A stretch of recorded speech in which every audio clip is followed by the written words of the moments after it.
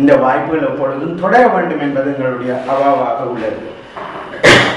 அதே போன்று பல்வேறு இலங்கை பிரச்சனையில், குறிப்பாக இலங்கை தமிழர்களுடைய பிரச்சனையில் மிக அதிகளவு அக்கறை காட்டி வருகின்ற தமிழக சஞ்சிகையான காலச்சுவடு ஒரு முக்கியமான வாசனைக்குரிய பத்திரிகையாக வெளிநாடுகளில் வாழ்கின்ற தமிழர்கள் மத்தியிலும் பிரபலம் அடைந்ததாக இருக்கிறது. அதன் ஆசிரியர் கண்ணன் அவர்கள் பல்வேறு அதாவது வெளிநாடுகளில் வருகின்ற தமிழர்கள் மத்தியிலே முற்போக்கு நம்பிக்கைகளை கொண்டிருக்கின்றவர்களோடு மிக நெருங்கிய தொடர்புகளை கொண்டவர். எனவே அவரும் எங்கள் மத்தியிலே இருப்பது எங்களுக்கு பெருமை தருகிறது. அந்த வகையில் தான் இன்றைய நிகழ்வை நீங்கள் பார்க்க வேண்டும் என்று கேட்டுக்கொள்கிறேன்.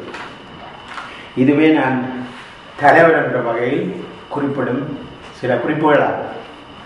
சரி, இனி என்னுடைய பேச்சாளர் என்ற வகையில் என்னுடைய குறியை நான் தொடங்குகிறேன். இன்று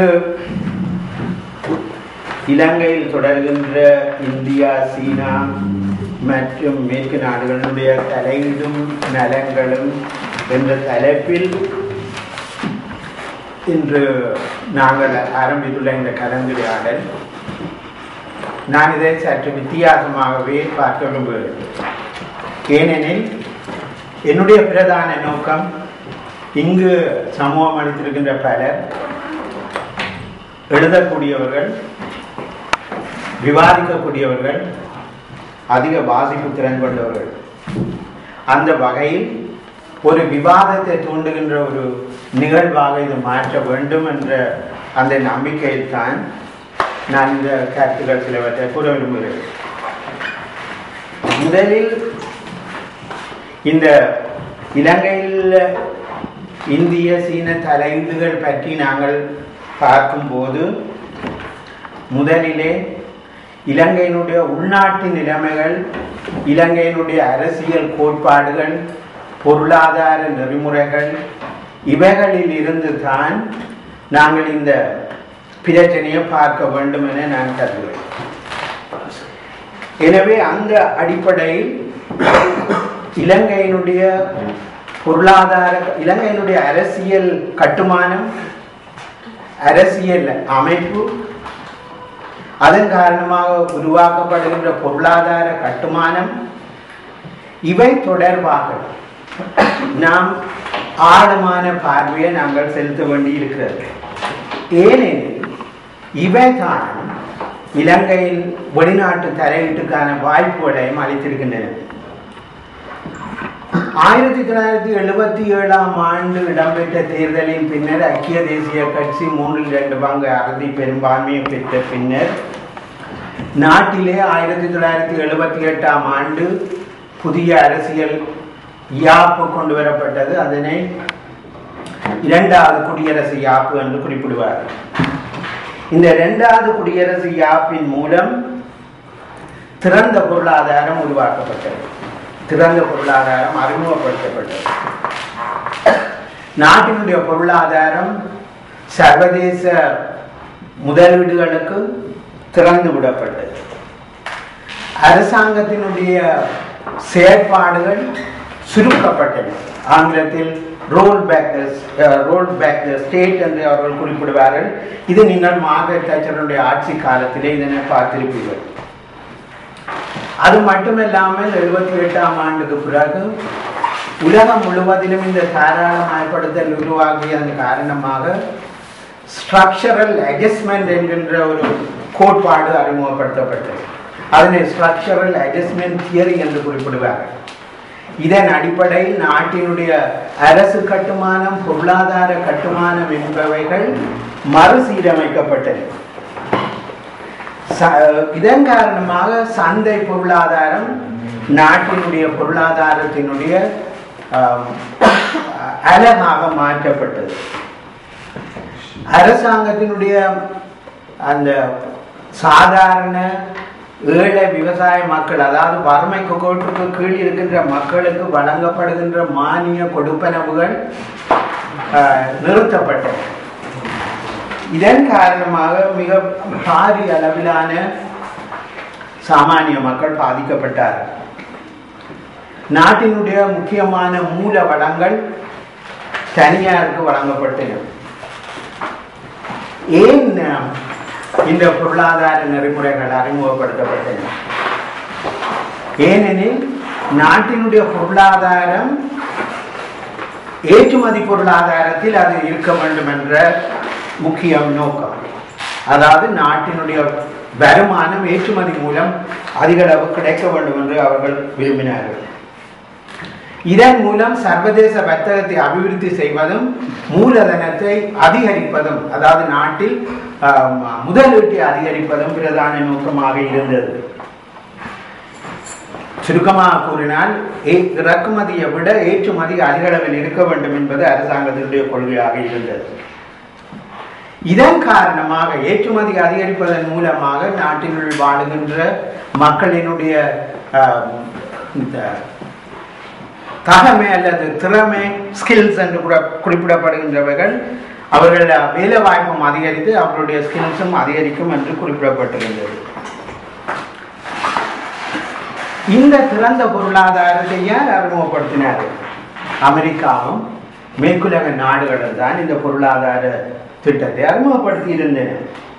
ஆனபடியினால் அமெரிக்காவினுடைய தலையீடு இலங்கையில் எப்படி வந்தது என்பதை நாங்கள் இலங்கையும் விரும்பித்தான் அழைத்திருந்தது என்ற நிலைமைக்கு நாங்கள் போகலாம். எனவே நாங்கள் இலங்கையினுடைய பொருளாதாரத்தின் மாற்றங்கள் அமெரிக்காவை அழைப்பதற்கு வாய்ப்பாக அமைந்தன என்று நாங்கள் குறிப்பிட்டால் அது மிகையாகாது. கடந்த 30 ஆண்டுகளாக இந்த திறந்த பொருளாதாரம் செயல்பாட்டில் இருக்கிறது. இதன் காரணமாக நாட்டில் கிராமப்புறத்தில் இருந்த கைத்தொழில் வளங்கள் மூடப்பட்டன. ஏனெனில் வெளிநாட்டில் இருந்து இறக்குமதி செய்யப்பட்ட பொருட்களின் காரணமாக விவசாய பொருட்களும் விவசாய உற்பத்தியும் பாதிக்கப்பட்டது.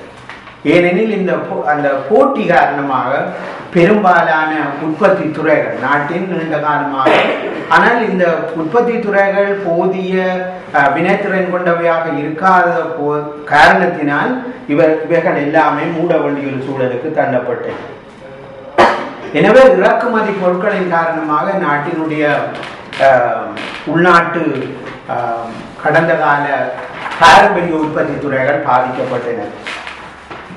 இதனால் பாரம்பரிய உற்பத்தி துறைகள் பாதிக்கப்பட்டதன் காரணமாக அந்த தொழில்துறை மிகவும் பாதிக்கப்பட்டு மிக அதிக அளவிலான வேலையின்மை, அதாவது வேலை வாய்ப்பு இல்லாமல் போனது. இதற்கு பதிலாக நாட்டின் மக்கள் ஒரு நுகர்வோர் சமூகமாக, கன்சியூமர் சொசைட்டியாக இது மாறியது. இது உங்களுடைய கவனத்துக்கு உரியது. எனவே நாங்கள் இன்றைக்கு உள்ள நிலைமை இது பற்றி நாங்கள் சற்று பார்க்க வேண்டியிருக்கிறது. இவ்வாறான சமூகத்தை நாங்கள் கட்டியெழுப்புகிறோம் என்ற கேள்வி இருக்கிறது. நான் அரசியல் பகுதிக்கு வரவில்லை. ஆனால் சந்திரிகா பண்டாரநாயக்க அவர்கள் ஜனாதிபதியாக இருந்த பொழுது அவர்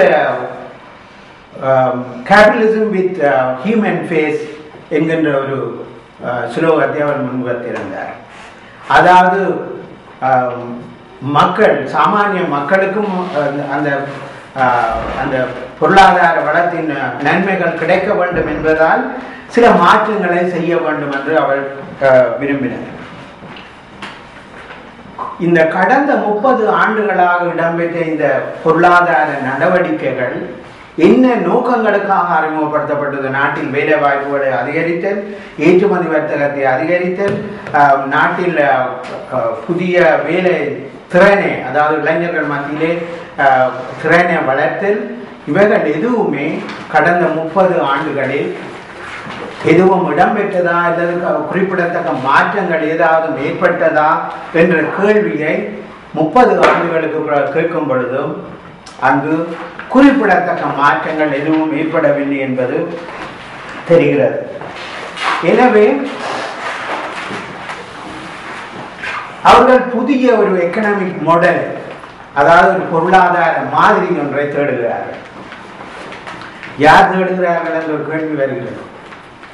2010ஆம் ஆண்டு, அதாவது மஹிந்த ராஜபக்ஷ அவர்கள் பதவிக்கு வந்து முதலாவது பதவிக்காலம் முடிந்து 2வது பதவிக்கால ஆரம்பத்தில் விஷன் ஃபார் த ஃபியூச்சர் என்கின்ற அவருடைய மேனிஃபெஸ்டோ என்றது போல மஹிந்த சிந்தனை என்ற பெயரில் அதனுடைய பகுதி 2வது அவர் வெளியிட்டிருந்தார்.